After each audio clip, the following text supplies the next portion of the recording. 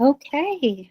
Welcome, everyone. My name is Emily Maroney. I am the college manager here at Cincinnati Public Schools, and I have the honor of having College Credit Plus as part of the work underneath my supervision.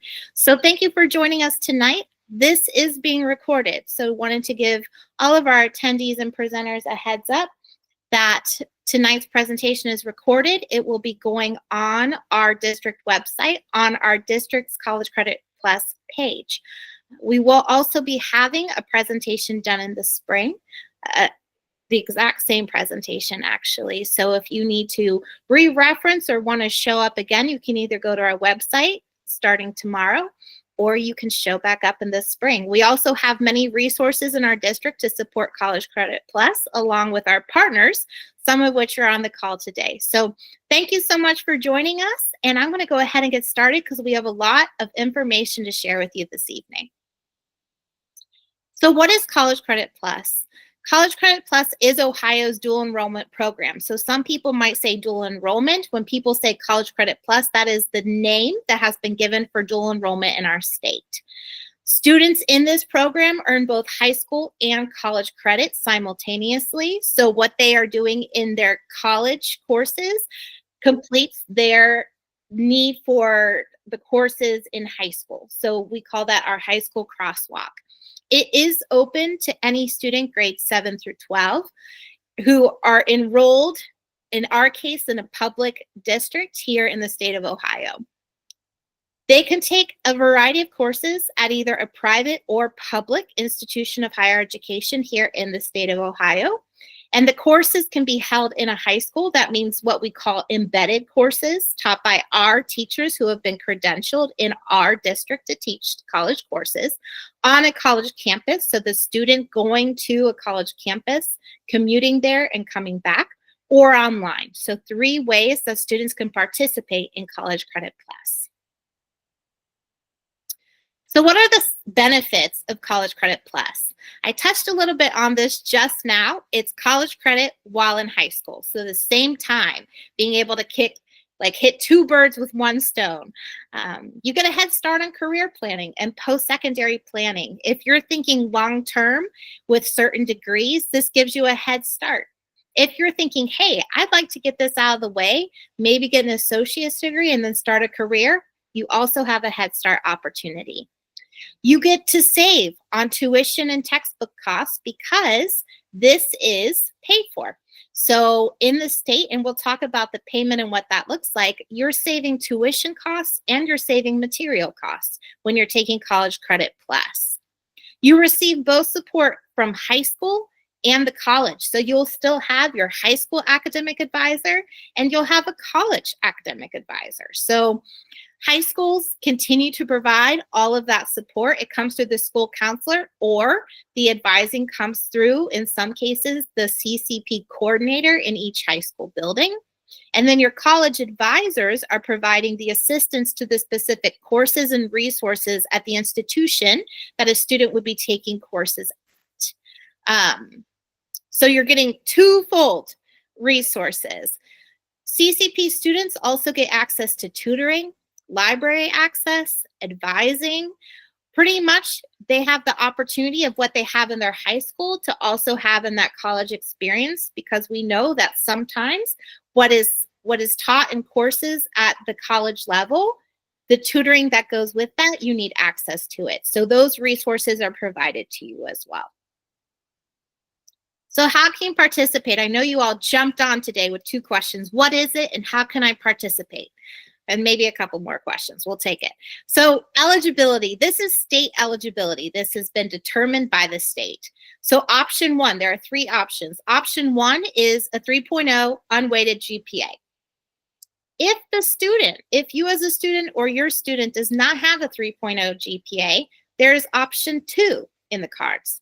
That's a 2.75 GPA that is unweighted, and a B or better in relevant coursework. And I'm not going to go super into the weeds on relevant coursework because we have amazing partners with us tonight who are going to talk about what their exact admissions criteria is when it relates to that relevant coursework. Or option 3, we know some of our younger grade students do not have a high school GPA quite yet. And so a student is able to qualify with a college-ready test score. So that could be an ACT, SAT test score that's remediation free. It could be AccuPlacer or a self-designed test that the institution has chosen as specific to the course of interest. Additionally, outside of the 3 options, the student needs to submit a letter of intent. That is given and represented in our state. And so that form has a window, and it opens up February 1st of this coming year and closes on April 1st. So in that window, if there's anything I can hone in on in this presentation, ensure that you are completing your letter of intent between February 1st and April 1st. For next academic year, okay? And your school counselors in your building will be pushing this time window as well as having those conversations during that time frame. The next step after you say, am I eligible, and you do your letter of intent, is you will apply for admission at each institution. So you need to be aware of deadlines. So again, we have our partners here on the call today who are going to talk about their specific deadlines. We encourage you to apply before you leave for summer break. In fact, many deadlines actually, that is when you need to apply. Admissions is reviewed by the institution. So just because you applied with a letter of intent through Cincinnati Public Schools, and just because I'm going to pull out of school, just because you applied to Miami doesn't mean it's a go yet. Miami has their own requirements, and so they will review your application, and they will also go through the other critical components, such as a permission slip for mature content and a questionnaire for emotional maturity that is required by the state, not the institutions themselves, required by the state for participation. Colleges have final decision on your admission into the CCP program.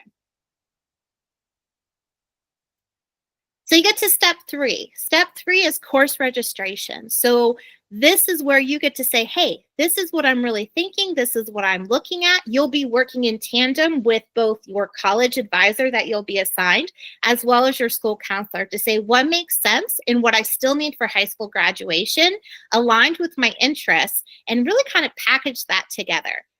So high schools and colleges, we've developed 15 and 30 credit hour pathways that really give a visual to help you better understand what you can take, how it articulates to the high school diploma, how it articulates to a transfer course once you've successfully completed it towards an institution. And that will best determine what exactly you should take. Again, you might have a course that you're interested in, and that conversation will take place as well. Is it the right semester to take it? Do you have the prerequisite courses needed to be able to thrive in that course? Students must complete your first 15 credit hours in what is called level 1 courses. So these are transferable courses. They can be courses in IT, computer science, anatomy and physiology, a foreign language. These can be courses that are part of a technical certificate. They're part of the 15 or 30 credit hour pathway. And they're courses in study skills, academic, or career success. Again, those conversations are very individual based. They will be happening with your school counselor and your college advisor. What they cannot be, however, are private one-on-one instruction courses. They cannot be courses with high fees. The reason is because the state is paying your tuition. So when there's a high fee course, it goes outside of the parameters and framework they've put in place for what the cost of CCP is. It cannot be a study abroad course. You cannot be studying abroad through Cincinnati State your junior year of high school. It cannot be a physical education course. It can't be a course that's only pass-fail, which some institutions have only pass-fail courses. And it cannot be remediation or remedial courses or religious courses.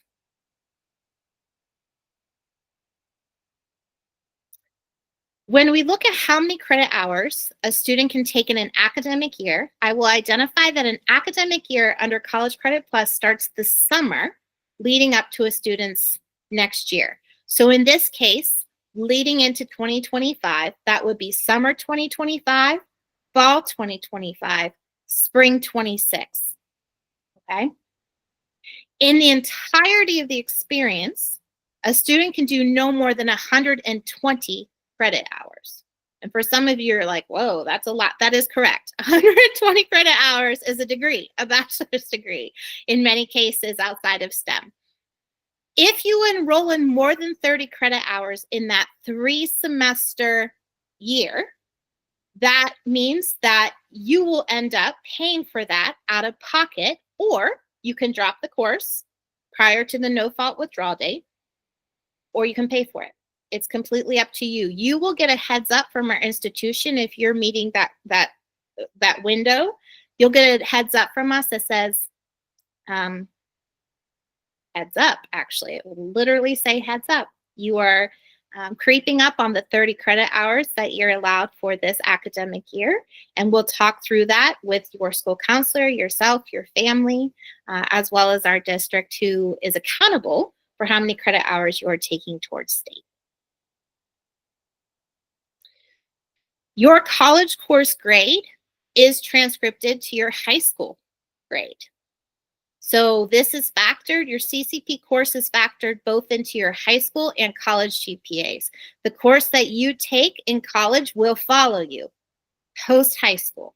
So if you get a W, that will follow you. That is not to scare you. That is to inform you to really pay attention to deadlines, to really pay attention to what is required in that course, and thinking about the whole scope of the courses that you're currently taking. They are weighted, so they do, under our board policy, fall in advanced course standing, meaning that they're subject to a weight that is similar to AP or IB or honors courses on your transcript. Selective service. This is a state slide. Selective service. So male students, male identifying students in our district who are at least 18 years of age, or when you turn 18 years of age, you are required to provide your selective service number to your institution or university that you're enrolled in within 30 days of your birthday if you're not already 18. Failure to submit that selective service number will result in not being eligible for College Credit Plus for that semester or term. In that case, that male identifying student who does not submit that information would be responsible for the tuition, the textbooks, and the fees associated to the courses that are enrolled in and or the courses that would become enrolled in without this information. And that is a state mandate. So let's talk about college ready. What does it mean to be college ready? So that means that students are like, I need more of an academic challenge. Or it means that students are like, you know what? I kind of learn a little differently and I want to be engaged in a different way. It can be either or. It means that a student is emotionally, socially ready to transition to college. And I say socially, often particular to going to the online course optioning or even on campus. So while embedded is still in high school, the course itself is college-based, but you're around your high school peers. You're still, the rigor is higher, the expectations are higher, but you're still in that environment. But socially, when going onto a college campus, which you all can do, I put that out there, the expectations are you're going to be in a classroom with people of varied ages. So you might be the youngest in the class. You might not be the youngest. There might be a 7th grader in there with you, but there could also be a 65-year-old in there with you. And so socially ready for that and what that means and how that articulates to how that course is also taught and the dialogue and discussion and content that will be discussed. You're a student who has above average time management and organizational skills. If you don't have that right now, I believe in you that with your intentionality, you can, but time management is critical. And knowing how to self-advocate to ask for help. Again, your school counselors, your college advisors that will be assigned are on deck for you and are going to be really working with you intentionally but you still need to be able to ask for help, because the one thing they are not paid enough to be are mind readers. So they can read predictive things that are happening through grades or test scores, but they can't know everything that's going on. So you as a student, or your loved one as a student, needs to be able to feel empowered or be empowered to ask for help and know where to go for that, or to know where to ask to go for that. So high school versus college. In high school, we're looking at the study time. Homework ranges between 1 to 3 hours per day. In college, that's 2 to 3 hours for each hour of class. So if you are taking a 3-credit-hour class, you're looking at about 9 hours of studying or research for that class. Knowledge, information in high school is provided in assignments to follow what was covered, right? So we cover it, you do your homework on it.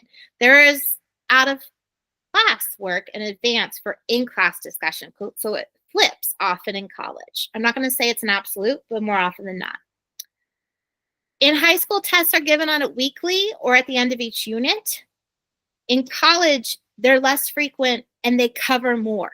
So it's not you finish this unit always and you do a test. You may, again, you may. This is not an absolute chart, but you might cover multiple units and then take your test. And it might be one midterm and one final instead of along the way to prep for that.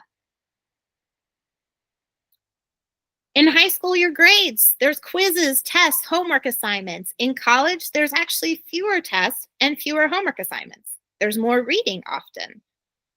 The role of the guardian or parent also is different. So parents and guardians on this call, please understand, in high school, you're the advocate, you're involved, you work with the teachers and counselors.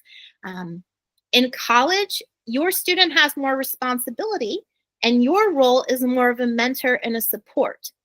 Okay, there's state and federal laws that go into that reason. With accommodations in high school, the parent and the student work with the high school staff to determine what that accommodation is needed. In college, that student works directly with the college staff to determine if accommodations are needed. So that IAP or 504 plan may or may not be included in discussions. However, I will say for everyone, every institution on this call, I have not heard of that institution when a student needs accommodations not being overly accommodating, actually, and ahead of the curve and ahead of the game to support our CPS students. And for that, I'd like to publicly say thank you. So this is a fun slide, but it's a real slide. What are the consequences of underperforming?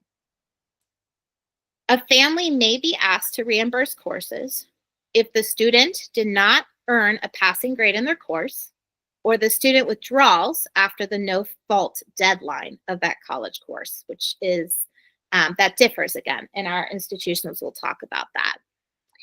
I will note, however, a student that is economically disadvantaged and identified so in our district data cannot be asked to reimburse that. So there are multiple tiers of what this reimbursement means in our district.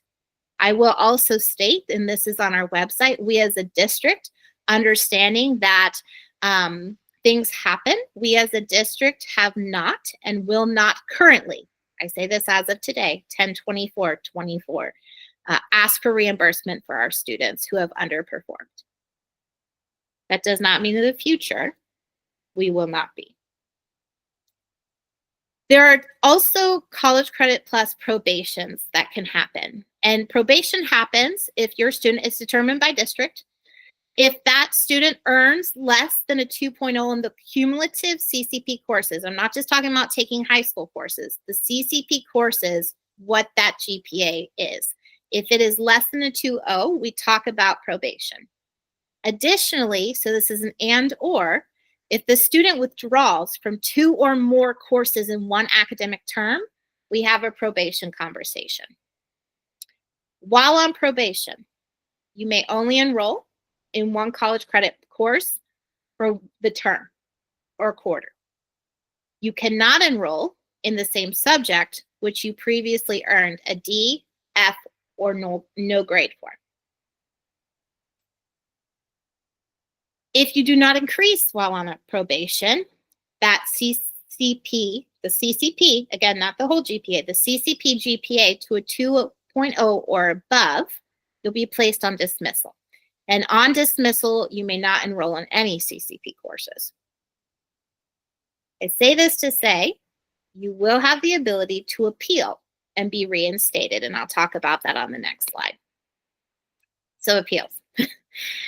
For CCP probation, you may appeal to take the same course in the subject that was previously earned. You can appeal that, so it's not automatically given. You will submit an appeal. Our form is on our website.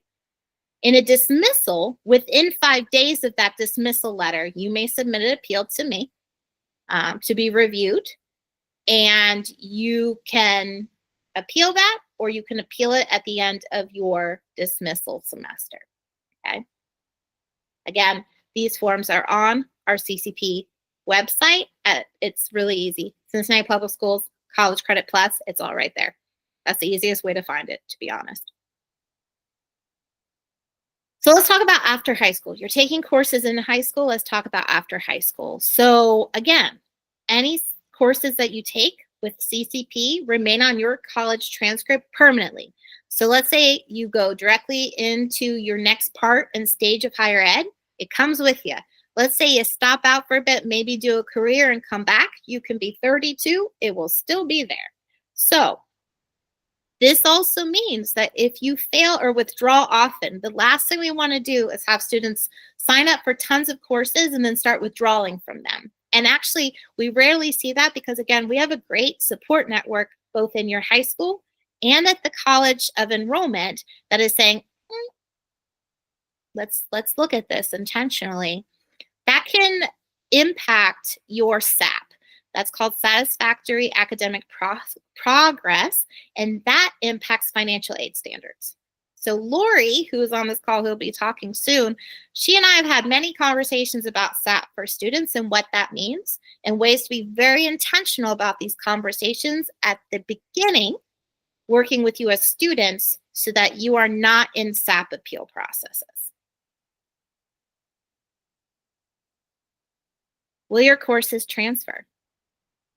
Lori, I'm going to shout you out again because I was with you last night and you said something really amazing. It's not a matter of will it. More often, it's a matter of how will it. And what we mean by that is your courses, particularly in the state of Ohio, because it's College Credit Plus in Ohio, will transfer. They will come with you. How it applies, however. So if you take a non-STEM math, but you end up in STEM, that math might not count towards the STEM degree, but it will count, the credit hours will count in your total completion of degree. So your academic advisor would play a lot of Tetris to try to figure out where those 3 or 4 credit hours would go to get you to your 120 or your 130, 135, okay, depending on your major. The easiest way to look at things, particularly if you're like, I know what my major is, I know I want to start it early, transfer credit, this website right here, .ohio.gov, has all the articulations of the courses that are offered with that transfer information, okay? Transferology is another resource that looks at both the in-state and out-of-state transferability of CCP courses. So you don't have to wait till the bitter end to be like, wow, does this even make sense both to my degree or I'm actually going out of state? Does this specific course go? You can look at that now. And if you need assistance with that, again, you have a college advisor and a high school counselor to assist with that process.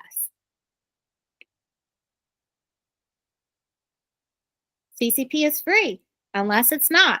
So there's option A and there's option B. Option A, and this is rare, in fact, I have yet to encounter it, is a student or a family member says, you know what, we're going to choose to self-pay for this.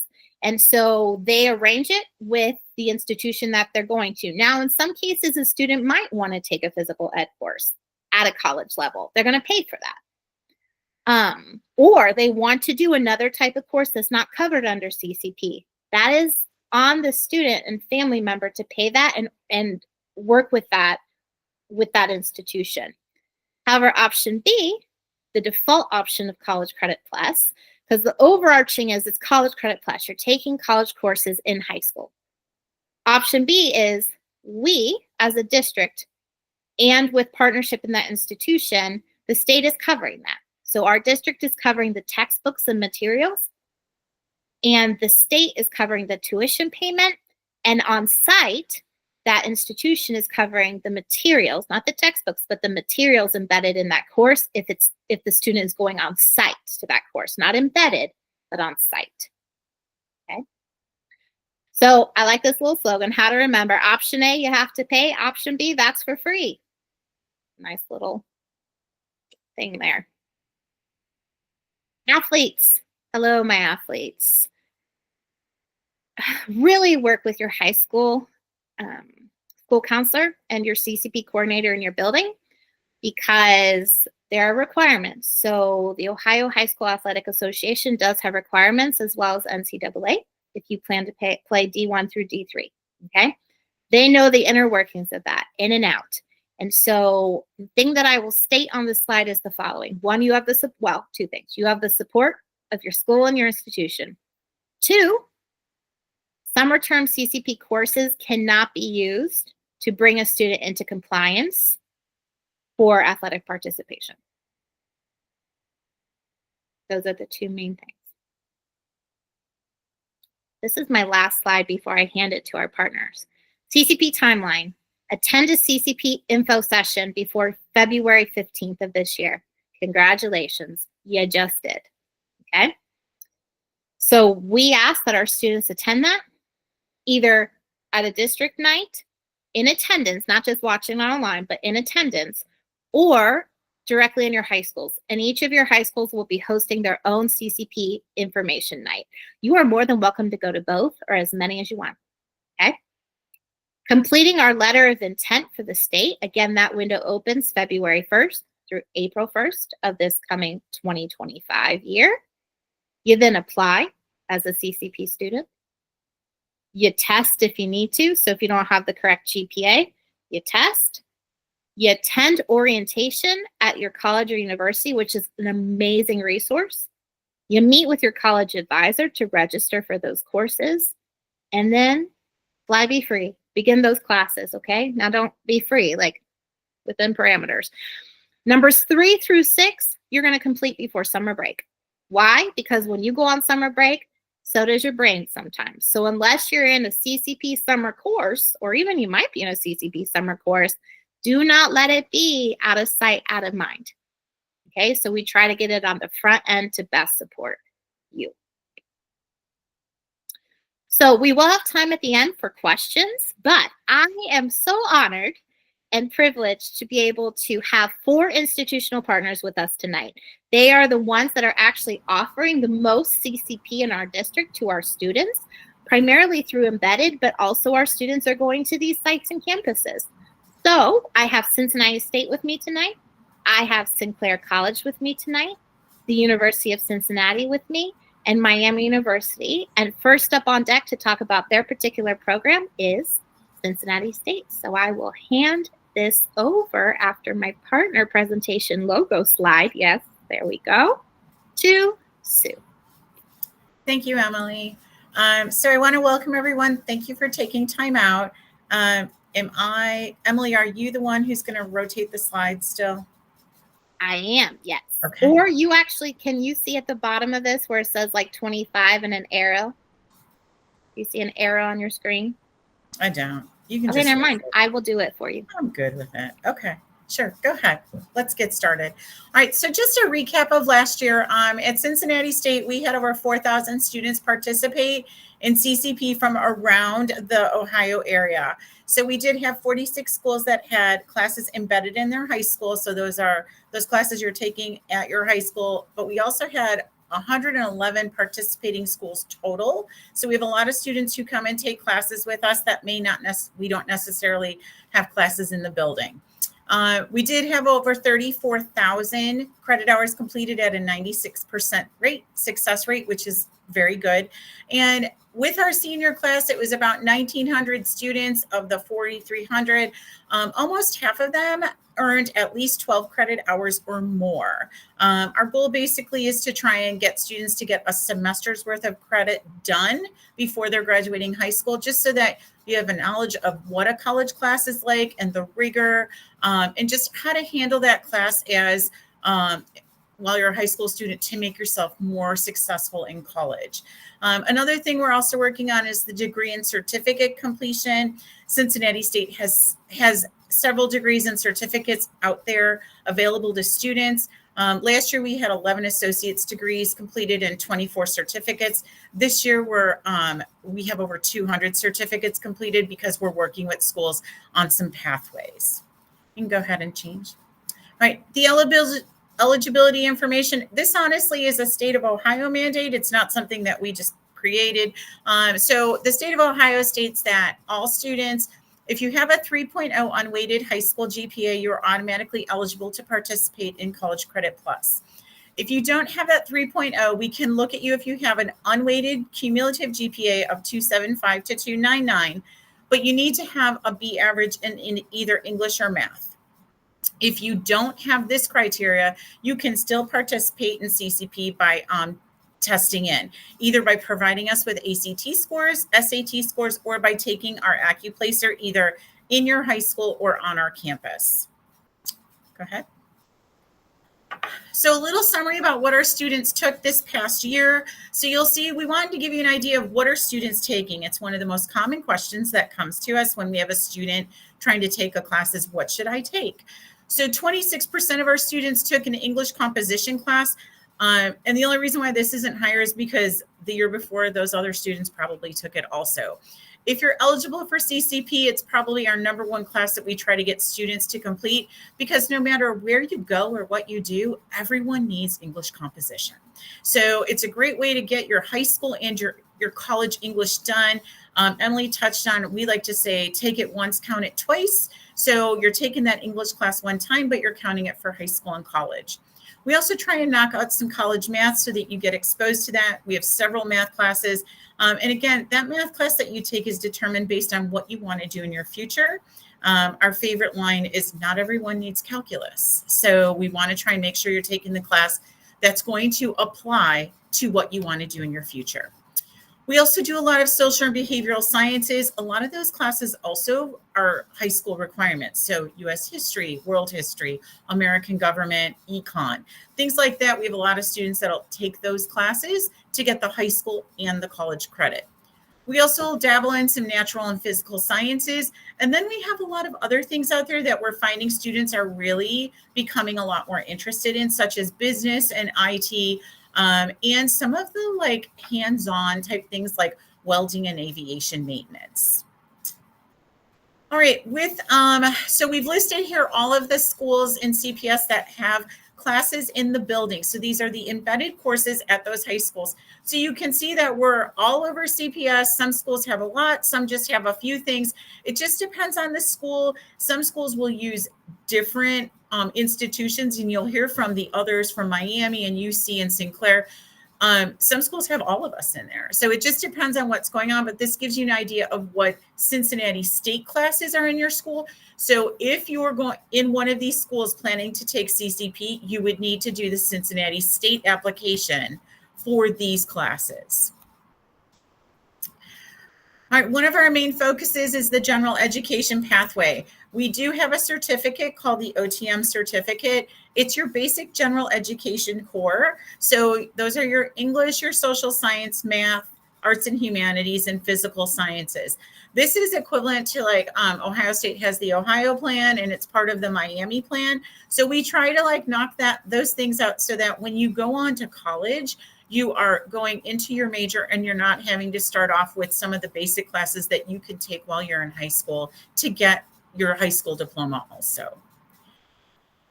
The next thing we have are technical pathways. We've had a big push for this lately. A lot of students are looking for, what can I do that's not the traditional four-year school? We do have both associate's degrees and certificates. in business, IT, welding. These are the three big ones right now that we have a lot of traction on.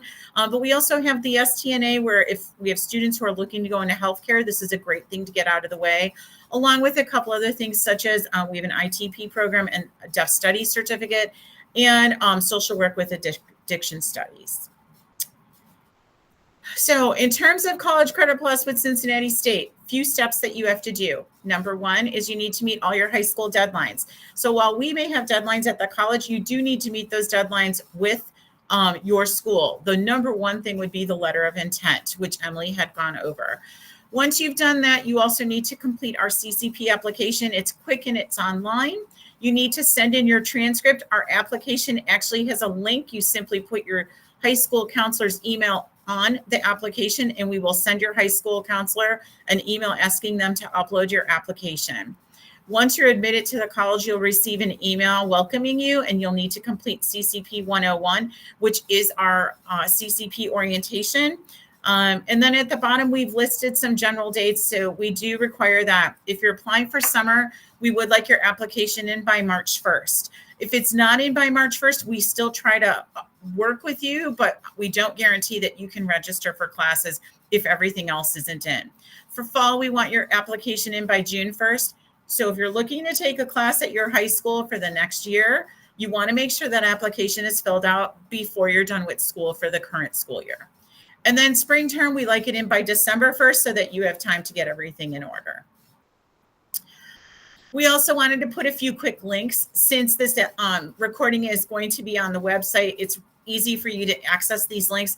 Emily talked about disability services. If the student has a 504 and IEP, yes, we want to try and give you everything possible to make you as successful as you can in college, but there is a process. It is important to start this process early with our Office of Disability Services. So using that link to see the steps is very important.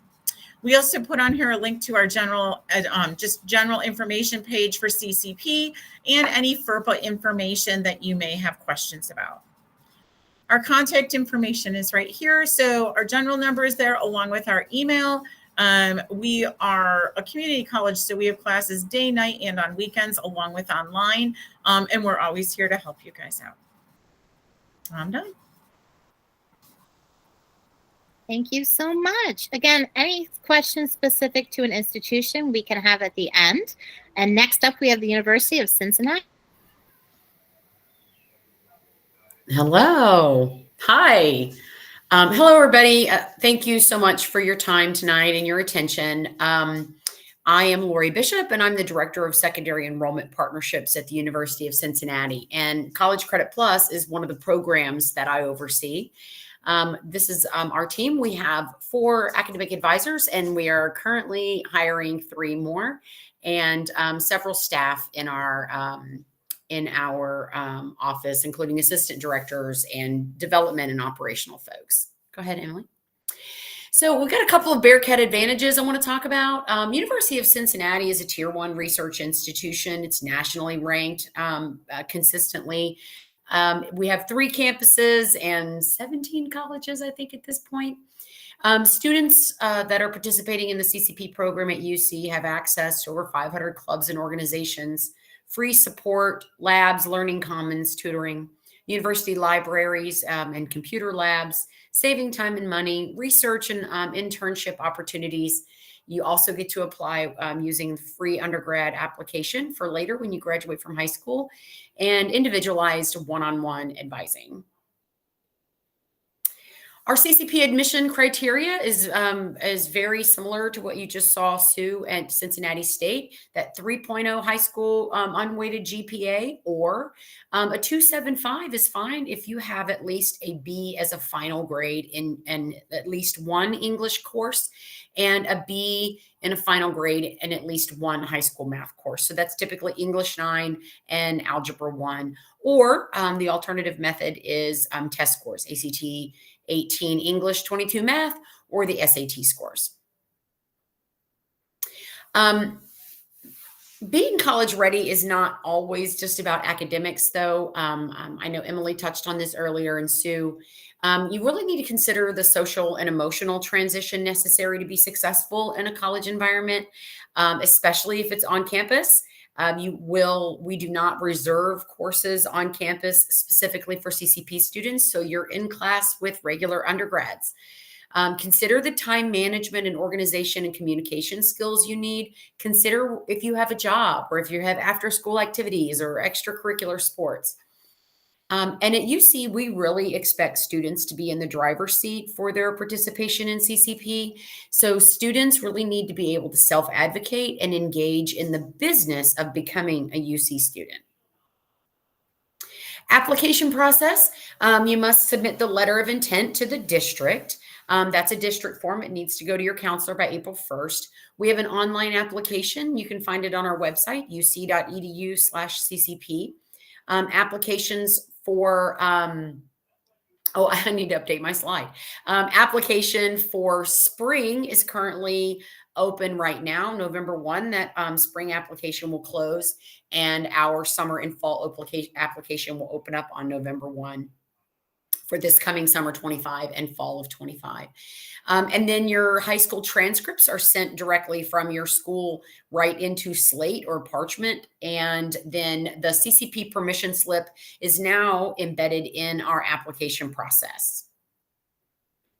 Application deadlines, again, for spring of 25, that deadline is fast approaching, is November 1. And for summer 25, April 1st, and fall will be June 1st. Public and or non-pub or homeschool students, if any homeschool parents have joined us tonight, we need your application in by March 15th so that you can apply for funding. So our application process is fairly simple. You submit an application, you get a decision, you attend orientation and advising, and then once you have an advisor, you meet with them and enroll in classes. Our orientation process is a Canvas course for our on-campus online kids, and we have a Canvas course for our embedded students as well. It's just two different courses because the process looks a little different for registration. We have a bunch of course offerings that are offered right in many of the high schools at CPS.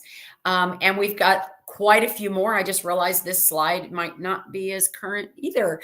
We have several new classes that are coming on board for next year, but we offer courses at many of your schools, and that list is ever growing. Some of the most popular classes on our campus or online are, of course, English composition, Intro to Psychology, Introduction to American Politics, because that counts for American government, Sociology and Macroeconomics, and effective Introduction to Effective Speaking. Obviously, I could take that. Are another one of our popular classes.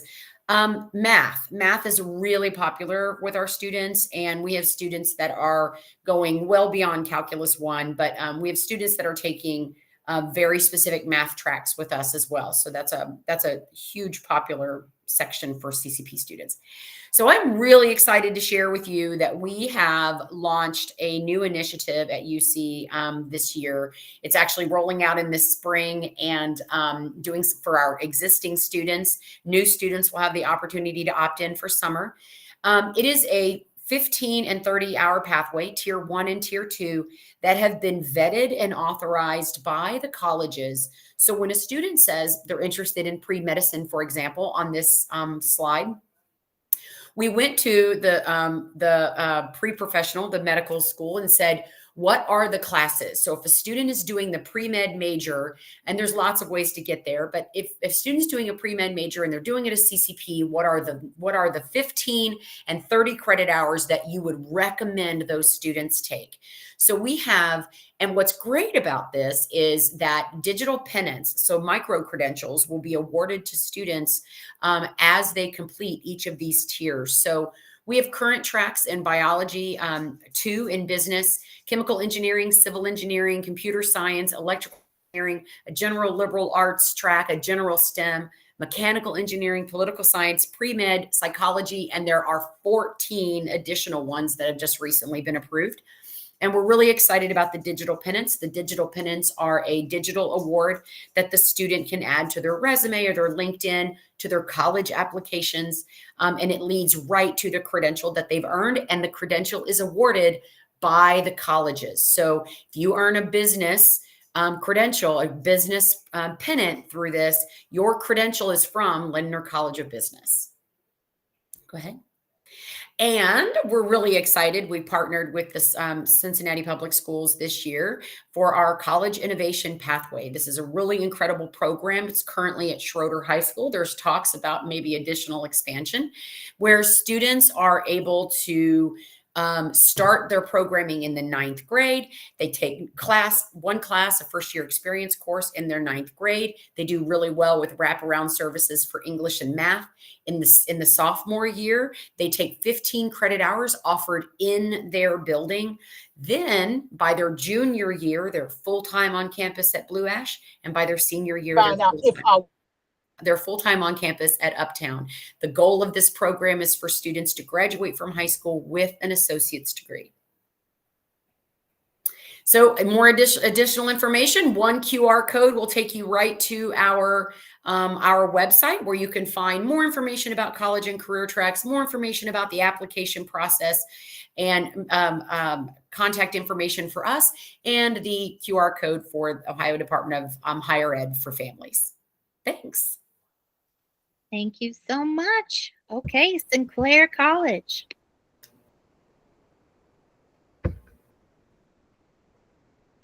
Hi, thank you, Emily. Good evening, everyone. So I'm Jillian, the Sinclair Pathway Coordinator. I'm so happy to have this opportunity to talk to students and families about College Credit Plus as a former Sinclair grad and also CCP student myself. I'll first start by talking about the application process. Students would go to the website and complete our online application. The application does start where every application starts to Sinclair, but there is a question where it asks if you are a high school student. You want to say yes to that, and then it'll link you to all of the pre-college programs like College Credit Plus and Tech Prep. If you're applying to CCP, that's the one you want to pick. When it comes to determining eligibility, we have a portal that works closely with all of the school partners, and that's where we get your eligibility information. And this helps us to determine whether or not you're going to need placement testing. And that information will come out in your acceptance letter. Once you get the application submitted, it'll go directly to your high school, and then you'll get an email and a text if you opt into texting that indicates once your application is processed. And from there, you're able to take any placement testing if needed, register for courses, or meet with an academic advisor. Next slide, please. So looking at if you are eligible for CCP, we start by requiring a 2.75 or higher GPA. If you do not have this requirement, you can take placement testing. Placement testing is free to take at any of our Sinclair campuses, and you can also schedule appointments for remote placement testing. We have ACT, SAT scores listed below, and we also have what's called the Right Placer, which tests for eligibility in English and social science, and then the ALEX for math and science courses. You can take the Right Placer or ALEX, and those scores that are listed on the slide are what you can use to test for your CCP eligibility as well if you do not have the required GPA. We also would look at your high school and English scores if you have a B or higher. As for next steps, once you have that process application, you're able to register and pick your courses. The spring 25 registration opens for Sinclair on October 28th. CCP students are able to register at the same time as traditional students, so that's one of the great benefits.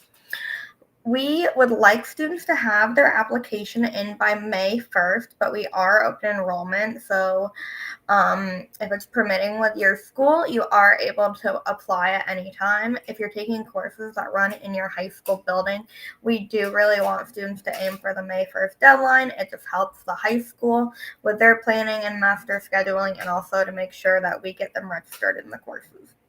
The letter of intent is April 1st, as always. So why choose Sinclair? It is very accessible. We have over 3 campus locations with online courses as well. There are 30 degrees that are currently offered completely online, as well as 71 certificate programs. These are short-term and long-term certificates. We have many different transfer agreements with colleges and universities, including Wright State and the University of Dayton, as well as Miami. Sinclair also has many different degree and certificate programs, and we also offer 4 bachelor's degrees and are looking to expand there as well. We have career degrees and transfer degrees. The career degrees are more inclined to prepare the student directly to go into the workforce after completing their certificate or credential, and then the transfer degrees aim to transfer you directly into your 4-year college or university. Another highlight for why I chose Sinclair is we have a CCP, free to finish scholarship currently, where if you have 24 credit hours of CCP, and 2.5 or higher GPA, you can transfer to Sinclair, and we will pay for your first associate degree. That is the tuition and fees. The 24 credit hours can also be in combination with any AP courses or CCP you take at another college, but you do need at least one CCP course at Sinclair. So the 2.5 GPA or higher is a Sinclair GPA. Next slide, please. And lastly, I just want to highlight that CCP students truly do succeed at Sinclair. We had 72 students last year graduate with an associate degree before receiving their high school diploma, and 91% of CCP students here received a passing grade and earned the college credit. So that does show us that students are academically, mentally, and emotionally ready to take on the academic rigor that comes with Sinclair. In the last academic year, we had just shy of 10,000 students enrolled at Sinclair, and I'm really happy to share that we are now close to 11,000 students being enrolled with us, with many credit hours earned as well. And this last slide is our contact information. I'm Jillian, the coordinator that works with Cincinnati Public Schools, and I'm happy to answer any questions you have. Thank you so much for your time. Thank you. Okay, next up, Miami University. All right. Thank you, Emily. I know you guys have been hearing a lot of information, so I'm going to keep this short and sweet. My name's Oliver, and I'm an admission counselor with the Miami University Regionals campuses. And part of my job is to help CCP students apply to CCP classes. So I'm going to talk to you a little bit about that today. First of all, our application process is pretty simple and straightforward. You'll apply for admission online as a CCP student. Within that application, you can request that your transcript be sent directly to us from your high school counselor. And then from there, you'll get an email with next steps. I want to point out that we're still taking applications for our spring semester that's coming up in the start of January. And if you just need to get that in by December 1st. Otherwise, our application deadlines are April 1st for the summer and then June 1st for the fall. Big question that I get a lot with CCP is asking which campus should I select? So we offer CCP courses on all of our campuses, both in Oxford, Middletown, Hamilton, and when looking at the differences between the campuses, I always tell people that if you're wanting to take just specifically online CCP classes, the regionals are going to be your best bet. You have easier access and earlier access to some of our regional online courses. But however, for the Oxford classes, they're going to be mainly face-to-face options. And if you are part of our TEACH program, which is helping to get young students involved in kind of bridging the gap between the teaching disparity that's going on right now, you will need to be applying to Oxford. And then special programs that we have within CPS at Walnut Hills, we have these embedded classes as well as embedded TEACH program. And then we partner with the TEACH program with all of these different high schools. And then this is just my quick plug about Miami Regionals. We are One Miami, so when your student comes here for either CCP or for an undergraduate or master's degree, they are attending Miami University regardless of what campus that they're at. Specifically at Miami Regionals, our student faculty ratio is 18-1, meaning 18 students for every one professor. So we have really small personalized class sizes. And we also offer 15 unique bachelor's degrees and 9 associate's degrees, which means that you can completely start and finish a degree here at the regionals campuses as well. And for all of our CCP students, we offer a $2,000 renewable scholarship that can be renewed every single year for $2,000 off of their tuition if they choose to pursue their undergraduate degree with us. Up here is the contact information for Alicia Justice. She is our CCP program director. She's incredible. Definitely reach out to her with any questions that you might have, and then look at our website as well to kind of look at our course listings. Awesome. Thank you so much, Oliver. Okay, well, thank you to all our partners. We had a lot of information shared. In fact, I was sitting here like, man, I wish I had CCP when I was in high school. I don't know who I'd go through, what I do it all. So again, thank you. This is being filmed, so you can go back on our website and reference anything that you're like, I wish I had caught. You can. Just fast forward on YouTube. So on this slide, we have our CCP information per institution. Again, this can be found throughout the partner presentation slides that were just discussed, but these are some quick links that can be found.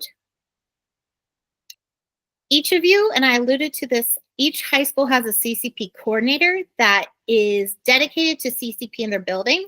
They more often than not, in fact, in a quick review of this, they're all school counselors as well. So find your high school or the high school you plan on attending, and the person listed is that person that you'll want to be able to connect with either through your grade band assigned school counselor, or if it just so happens to be your grade band assigned counselor, kudos, that was a quick find. But they are well knowledged and excited and really great at connecting our students to the opportunities at all of our partners and within all aspects of College Credit Plus. If you have questions, okay, and you're like, hey, I have a question about this, or could there be more that I just haven't thought about yet? ODE's website, their CCP website, has it broken down. A particular breakdown is for students and families, and it asks direct questions and has drop-down menus for that. So that's a great resource. You can also come to our CPS CCP website. Again, the easiest way to find it, outside of typing that entire domain, is to go Cincinnati Public Schools, College Credit Plus. It'll take you right there. Or you can email us, my college team, at college@cpsbo, K-12, OH-US. Okay? As our interim superintendent has said, and we firmly believe, we are here for kids. We are blessed to be with partners who are also here for our kids. And so, without further ado, I open this up for questions. And if you have a question, you can feel free to unmute yourself and ask that. I have stopped recording so that you do not feel like your question is going to be projected to the universe to protect your privacy as well.